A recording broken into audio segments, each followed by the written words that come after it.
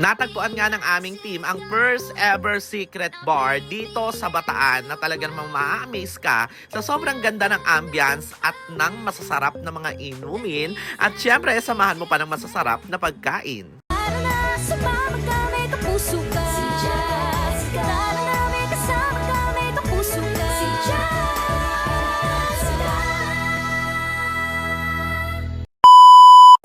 Luzon, Visayas, Mindanao. Ako po ang inyong kapuso, Jessica Soto. At narito mga istoryang tampok namin para sa inyo ngayong gabi. Lumipad ang aming team dito sa San Jose, Capitol Drive, Balanga City, Bataan. At pupuntahan natin ngayon ang isa sa mga nagsiserve ng mga masasarap na pagkain. At hindi lamang yan, dahil ang first ever secret bar ay dito po na matatagpuan. Kaya naman tara po, samahan niyo po ako dito sa The Yard.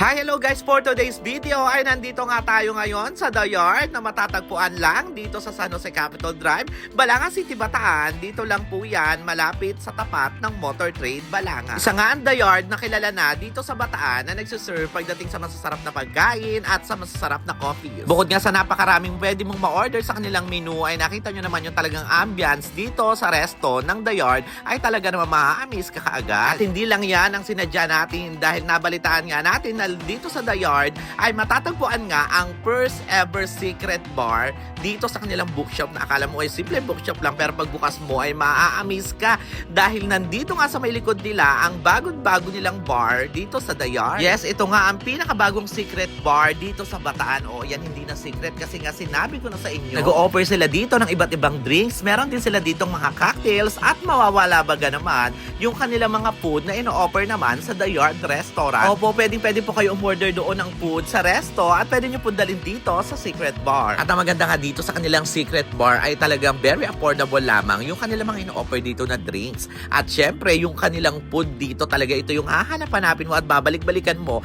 na pwede mo na pagkain or pwede mong pampulutan. Lahat meron sila dito. At hindi tulad sa ibang bar na meron mga live band, dito ay mas okay dahil mas makakapagkwentuhan kayo ng mga buhay-buhay at mas makakapag-banding kayo. Kung meron naman kayo mga sasakyan ay don't worry dahil dito sa The Yard ay sobrang lawak ng parking nila.